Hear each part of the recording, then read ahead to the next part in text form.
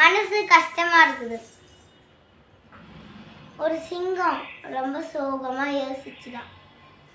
நம்ம ஒரு காட்டு ராஜாவா இருந்தாலும் நம்மளை பத்தி எல்லா விலங்கும் பார்த்து பயந்து ஓடினாலும் நம்ம மனசுக்கு கொஞ்சம் கஷ்டமாவே இருக்குது.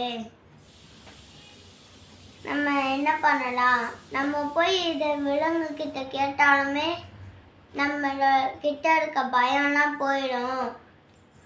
நம்ம யார்கிட்ட கேட்கலான்னு புகையை விட்டு வெளில வந்துச்சோம்.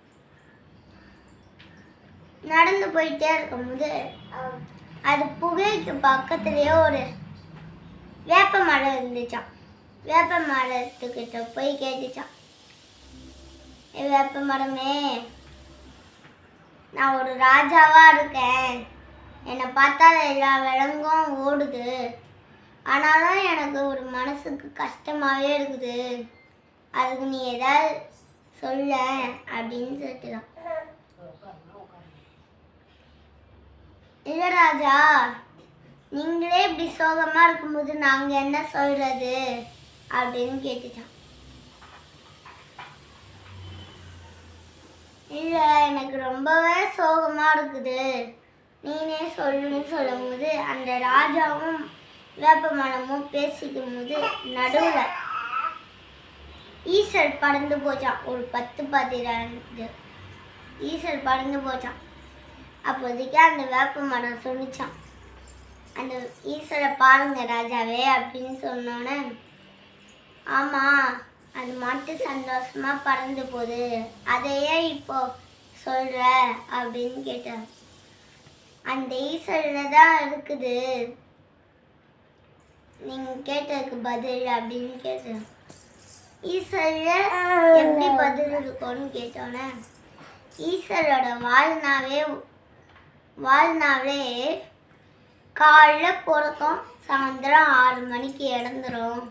அந்த ஒரு நாளில் அது சந்தோஷமா இருக்கு. நம்ம விலங்குங்க 60-70 வருஷம் நம்ம இருக்கோம். ஒரு நாள் இருக்கிற அந்த ஈசலே இவ்வளோ சந்தோஷமா இருக்கு. நம்ம இவ்வளோ வருஷம் வாழும்போது நம்ம ஏன் சந்தோஷமா இருக்காம இருக்கணும்? அதனால நீங்களும் சந்தோஷமா இருங்கன்னு சொன்னோன்னா இந்த சிங்கம் யோசிச்சா, ஆமாம், ஒரு நாள் வாழ்கிற ஈசலே இவ்வளோ சந்தோஷமா இருக்கும்போது நம்ம ஏன் சந்தோஷமா இருக்கக்கூடாது அப்படின்னு சந்தோஷமா சொன்னிச்சான். இதை சொன்னதுக்கு என்னோட நன்றி அப்படின்னு சொல்லிட்டு அது சந்தோஷமா நடந்து போச்சான். இந்த கதையிலேருந்து நம்மளுக்கு என்ன தெரியுதுன்னா, எப்போதுமே நம்ம சந்தோஷமா இருக்கணும். எப்பவுமே ஒரு ஈசல்னா ஒரு நாள் தான் அது வாழும், அதுவே அது அவ்வளோ சந்தோஷமா இருக்குது. ஆனால் நம்ம எத்தனையோ வருஷம் வாழ்கிறோம். அப்போ நம்ம ஏன் சந்தோஷமா இருக்கக்கூடாது? அதனால எல்லாருமே சந்தோஷமா இருங்க, வாழ்க்கை நல்லா இருக்கும். இந்த கதை உங்களுக்கு பிடிச்சிருந்தா லைக் பண்ணுங்க, ஷேர் பண்ணுங்க, கமெண்ட் பண்ணுங்க, மறக்காம பக்கத்தில் பெல்லை தொட்டுங்க. பாய் பாய்.